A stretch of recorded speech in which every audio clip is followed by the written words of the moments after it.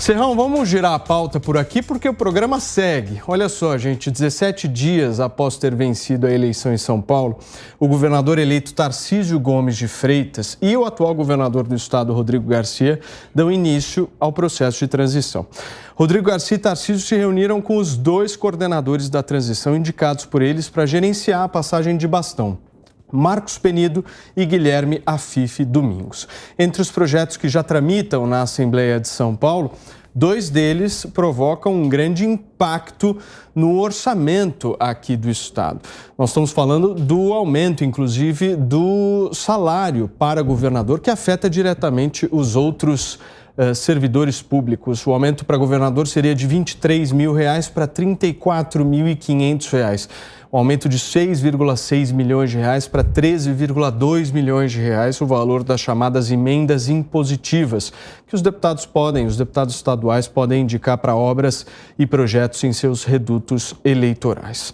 Vamos começar a nossa conversa aqui, Serrão, buscando entender essa transição, que na realidade, depois de 28 anos, é a primeira vez que está acontecendo aqui em São Paulo. Essa é a primeira novidade, né? Depois de quase 3 décadas é que vai ter uma transição de verdade para o governo de São Paulo. Isso é muito bom, né? Não há nada permanente, exceto a mudança, já ensinava lá atrás, né? O filósofo Heráclito. Agora, Tarcísio de Freitas está diante de um grande desafio. Ele tem propostas para tornar o estado de São Paulo um estado com uma gestão diferenciada, com uma gestão um pouco mais técnica, uma gestão focada em resultado objetivo de gestão, o que acabou se perdendo no tempo. Os tucanos, por exemplo, desde 2014, eu gosto de lembrar disso, tem várias obras que estão aí que não foram entregues, não foram finalizadas. Estão na cara da gente. É o descarado ululante. Quando passo perto do aeroporto de Congonhas e vejo aquele monotrilho, eu tenho vontade de chorar. Aquilo foi prometido para a Copa do Mundo de 2014. Semana que vem eu vou estar aqui com a camisa da seleção aqui no 3 em 1. Porra, e não tem monotrilho para eu andar. Porque falharam na gestão, incompetência absoluta. Então, isso tem em várias situações. Então, esse modelo vai ter que ser mudado e repensado. O brasileiro tem que entender isso, tá? Muito tempo de um grupo no poder vicia. Isso não é bom. A rotatividade de poder é fundamental. Então, essa experiência vai ser uma experiência nova que São Paulo vai viver. No entanto, também é preciso olhar isso de uma maneira bem cuidadosa e dialética, né? Porque pode também não haver tanta mudança assim quanto se deseja. Por quê? A máquina tem força, a máquina tem instinto de sobrevivência. Você não vai tirar do poder aquela máquina do PSDB que está aí há 30 anos em operação. A sorte é que é 30 anos, é tanto tempo que tem muita gente até que já está com o horário para se aposentar, o que vai ser muito benéfico. Mas, estruturalmente falando, o Tarcísio de Freitas será ainda obrigado a conviver com a estrutura política e eleitoral que manteve o PSDB tanto tempo no poder. E aí vem o embate que estamos vendo na Assembleia Legislativa. Esse aumento aí do valor aí do salário do governador, isso é pura bobagem, tá? O impacto disso aí orçamentário não é tão gigantesco quanto parece, quanto vão querer dizer que é. É só papo furado inicial para tentar desgastar a imagem do governador. Agora, o curioso, né, que o flamenguista e carioca Tarcísio de Freitas vai deixar um cargo federal que ele tem, no qual o salário é maior do que o do governador do estado de São Paulo. A República Brasileira, o modelo de federação brasileiro está falido, errado, equivocado e tem que ser mudado. O problema é, a população tem clareza do que precisa ser mudado? Ela está preparada para fazer pressão para isso mudar? O povo na rua tem sido muito bom para isso. O povo está mobilizado e quer mudança, mas ele precisa encontrar uma pauta objetiva para fazer as coisas concretas realmente acontecerem. As oportunidades surgirão, tanto no governo Lula quanto nos governos estaduais. Vários vão se defrontar com problemas sérios. Agora, eu já falei aqui uma vez no programa, né? Tem a possibilidade muito grande, a gente hoje tem margem orçamentária para promover uma renegociação do governo federal com as dívidas dos estados. E esses governadores farão uma pressão gigantesca sobre o governo Lula. Lula não vai ter facilidade para governar, tenham certeza absoluta disso. Léo, como é que você vê a participação daquelas figuras que foram ministras e ministros, inclusive de Bolsonaro, nessa gestão que termina dia 31 de dezembro, a participação delas aqui em São Paulo? Cito, por exemplo, Mário Frias, cito Ricardo Salles, dentre outros que estão sendo especulados de assumirem secretarias. O Tarcísio vai abrigá-los aqui ou não? E isso era um alerta, né, que eu já fazia, inclusive, durante a campanha eleitoral. Caso Lula vencesse a presidência da República e Tarcísio Gomes de Freitas vencesse para governador do estado de São Paulo, isso aqui viraria puxadinho de bolsonarista desempregado, né? Agora, trazer Mário Frias, o pior secretário de Cultura da história do Brasil, conseguiu superar a Regina Duarte, né, para ser secretária aqui em São Paulo, é um tapa na cara daqueles que realmente fazem cultura no estado. Bem como o Ricardo Salles, que é um cara inteligente, meio articulado, mas cumpriu um papel muito feio como ministro de Estado do Meio Ambiente, e seria lamentável tê-lo como secretário de Meio Ambiente aqui em São Paulo. Portanto, essas figuras, elas não podem se alocar aqui em São Paulo. O que o ministro e agora governador eleito Tarcísio de Freitas, que é um cara técnico, é um cara ilibado, é um cara competente, eu não discuto isso, tem que fazer é trazer nomes técnicos, quadros bons para estar aqui em São Paulo. Guilherme Afife Domingos é um grande exemplo, é um grande cara, um grande técnico, um grande político e que tenho certeza que vai colaborar muito para com a população de São Paulo. Bem como uma série de outros nomes que o governador Tarcísio pode apresentar a fim de justamente também descolar a sua imagem de Jair Bolsonaro e assumir que é uma liderança que respira por si só, que fala por si só, vai ser o governador do segundo orçamento do Brasil. Então, ele tem um papel fundamental a cumprir agora como governador do estado de São Paulo e, mais do que nunca, mostrar que ele é, sim, um cara técnico, um cara competente, que vai fazer um excelente trabalho. E, para isso, é inerente que não haja figuras como Mário Frias em secretarias, em pastas no governo do estado de São Paulo. Bem como essas questões de aumento salarial, ele, caso eu fosse governador do estado de São Paulo, que chegasse um projeto para mim como esse, eu vetaria, porque não é a hora. E não é sinalização positiva para a população, porque política também é simbologia, política também é sinalização.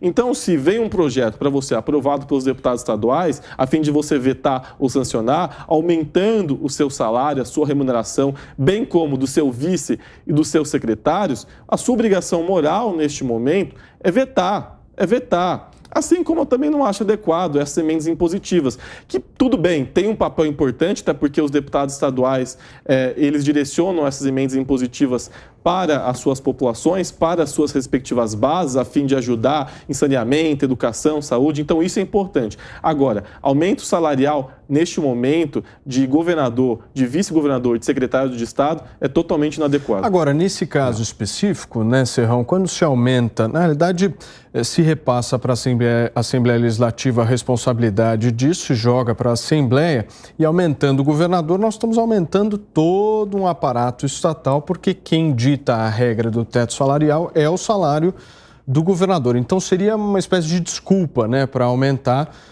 o piso de outras categorias que estão pressionando, como é o caso dos policiais. Exatamente isso, e a defasagem já acontece há muito tempo. Então esse assunto ele não pode ser tratado como demagogia interpretativa, ele tem que ser tratado do ponto de vista absolutamente técnico. Tem dinheiro? O Estado tem capacidade para pagar? Então pode conceder esse aumento. O Legislativo deu autorização, isso tem legitimidade e tem legalidade. Agora, é preciso sempre avaliar a oportunidade disso. O momento é oportuno? Tem que avaliar. Então, são questões de decisão política.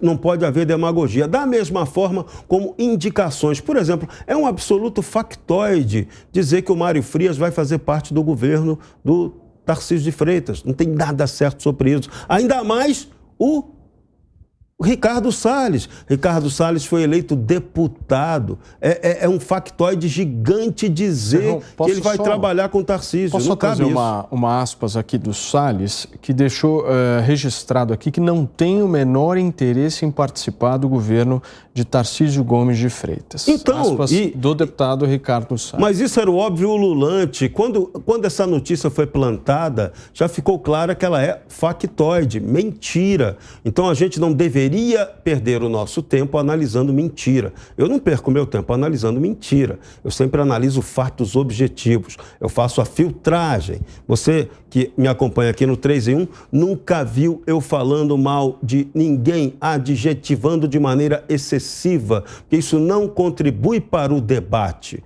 Você quer destruir alguém, destrua a pessoa no argumento objetivo. Concorde ou não concorde com ela. Então, de novo, a gente está vivendo um momento de um show, de um espetáculo de mentiras e a grande mídia fica analisando bobagem. Mas nós aqui na Jovem Pan não fazemos esse serviço. Não contem comigo também para fazer esse tipo de trabalho imbecilizante. Pediu, Léo, por favor.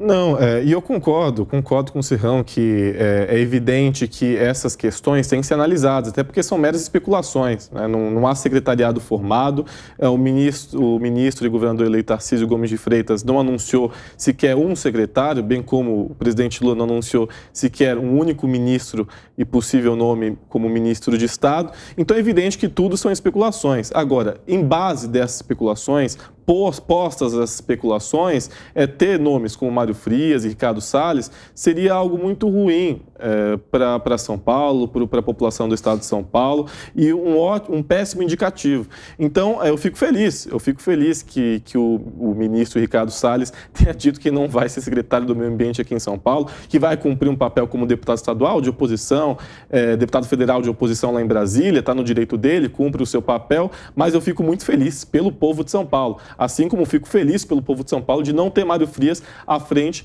da sua cultura. O Salles foi vítima de uma grande campanha internacional que ela existe para tornar o Brasil refém desse papo ambientalista vigarista, cujo objetivo é manter o Brasil artificialmente na miséria. O discurso ecológico que destruiu Ricardo Salles, tentou acabar com a imagem dele, tentou cumprir esse objetivo. E agora esse papo, a incompetência ambiental, volta com toda a força no governo Lula da Silva. Isso é ruim para o Brasil, não para o Ricardo Salles. Tanto ele mostrou que ele tem competência, que ele foi um dos deputados mais votados por São Paulo. Tanto ele mostrou competência que ele foi um excelente comentarista enquanto esteve aqui atuando conosco no Grupo Jovem Pan. Então, esse cara, Ricardo Salles, é considerado um dos advogados mais brilhantes do Brasil. Tentaram destruir a reputação dele e não conseguiram. E é isso. A gente tem que tomar cuidado com essa tentativa de destruição permanente das reputações. Agora, a sacanagem continua. Mas se volta sinônimo de competência, então Guilherme Boulos é o homem mais preparado do estado de São Paulo. É competente no campo dele, da esquerda, do campo dele. Então, no campo da invasão de terra, da prática de ilegalidades, é campeão. Tem que provar isso, Serrão. Mais de 1 milhão de pessoas votaram nele. Esses nomes que estão sendo colocados, como por exemplo do Mário Frias, do Ricardo Salles, dentre outros, são nomes que sempre foram muito leais ao presidente Jair Bolsonaro. O Tarcísio não abrigando nomes como esse em seu secretariado, não está transmitindo um recado de que ele não é leal ao presidente da República? Não, muito pelo contrário. Ele, quando se elegeu, ele se elegeu deixando claro que ele tem independência. Tanto que o partido dele é o 10, não é o 22. Ele não se elegeu pelo mesmo partido de Jair Bolsonaro. Então, ele vem com outra composição, com outra arrumação política e com objetivo técnico, cada um no seu quadrado. Bolsonaro, se tivesse reeleito, estaria comandando a presidência da República novamente, e aqui Tarcísio de Freitas vai ter total autonomia, sem interferência, para governar como ele achar que deve. Tomara que faça um excelente governo, que a gente não merece ficar 30 anos de repetição incompetente como nós tivemos aqui. Léo. Concordo. São Paulo não aguentava mais 30 anos de PSDB.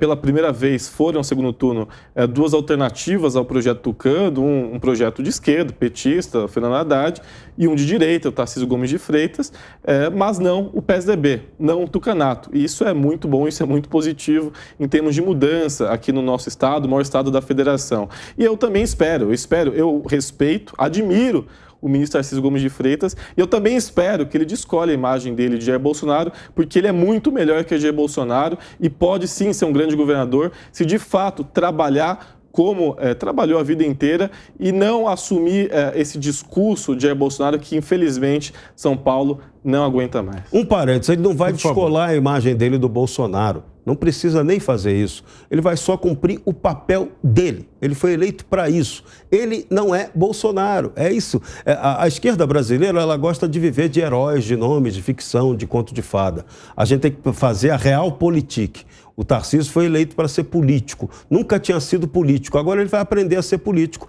Inédito. Um flamenguista e carioca que virou governador de São Paulo. Algo absolutamente impensável no campo da lógica. Podia ser o Serrão, hein?